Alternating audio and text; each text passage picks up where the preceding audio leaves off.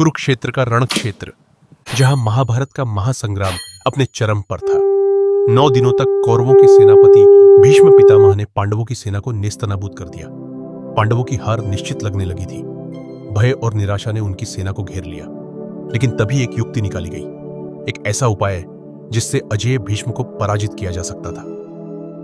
श्री कृष्ण ने पांडवों को सलाह दी कि वे स्वयं भीष्म पितामह से ही उनकी पराजय का उपाय पूछें। जब पांडव हाथ जोड़कर भीष्म के पास गए और उनसे मार्गदर्शन मांगा तो भीष्म मुस्कुराए। उन्होंने कुछ पल सोचा और फिर कहा, शिखंडी को मेरे सामने युद्ध के लिए खड़ा करो। मैं एक नारी पर शस्त्र नहीं उठाऊंगा।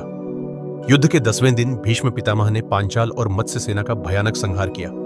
कौरवों की विजय निश्चित लग रही थी। लेकिन तभी पांडवों ने अपनी रणनीति के तहत शिखंडी को भीष्म के सामने कर दिया। शिखंडी भीष्म के सामने खड़ा है, लेकिन भीष्म अपने अस्त्र त्याग देते हैं। मैं शिखंडी पर शस्त्र नहीं उठाऊंगा। भीष्म ने अपने धनुष त्याग दिए और इसी क्षण अर्जुन ने बेमन से लेकिन धर्म के लिए अपने बाण छोड़े। बाणों की वर्षा ने भीष्म को शरशैया पर सुला दिया। भीष्म पितामह बाणों की शैया पर लेटे हैं। युद्धभूमि में सन्नाटा है। भीष्म पितामह धूल में नहीं गिरे, वे बाणों की शैया पर लेट गए, लेकिन उन्होंने अपने प्राण त्यागने से मना कर दिया। मैं सूर्य के उत्तरायण होने पर ही शरीर त्याग करूंगा, क्योंकि मुझे अपने पिता शांतनु से इच्छा मृत्यु का वरदान प्राप्त है। 10वें दिन महाभारत युद्ध की दिशा बदल गई।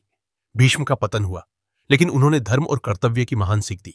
पांडवों ने पहली बार युद्ध में बढ़त पाई, लेकिन यह केवल शुरुआत थी।